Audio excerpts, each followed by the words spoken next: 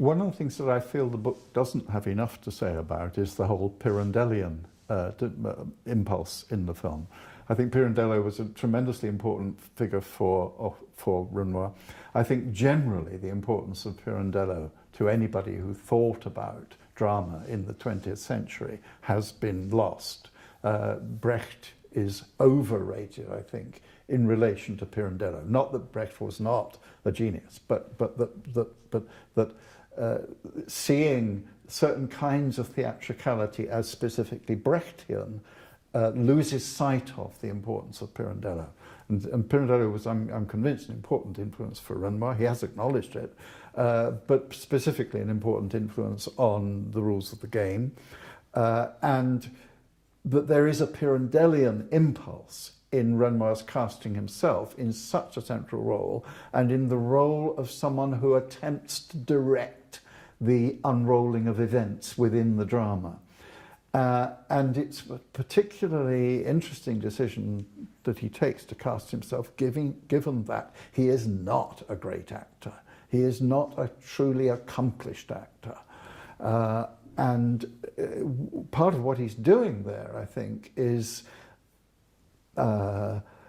something that he does all the time, which is to acknowledge that the film is, as it were, stealing life from the performers, and so allowing the film to steal his own life as well.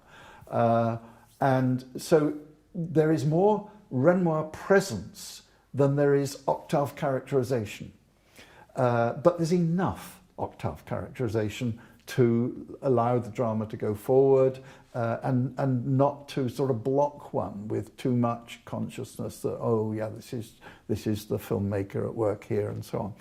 So it's a very, very beautifully constructed relationship between the fact that everyone will, in 1939, everyone in the French audience will know that this is Jean Renoir, but we'll also see a character who is trying to make things right for all his friends up there on the screen, with whom he's engaging himself. And I think it's necessary to the experience of the film then that we both see Octave and the difficulties of the performance, the weaknesses of the performance as performance, and see, as it were, a failed author at work, someone who's trying to arrange everything so that no one will suffer, which means, again, to deny the actuality of conflict. And equally, someone who, in order to produce a dramatically shapely film, needs a climax, needs something to become of all these conflicts that Octave, the character, is trying to negotiate.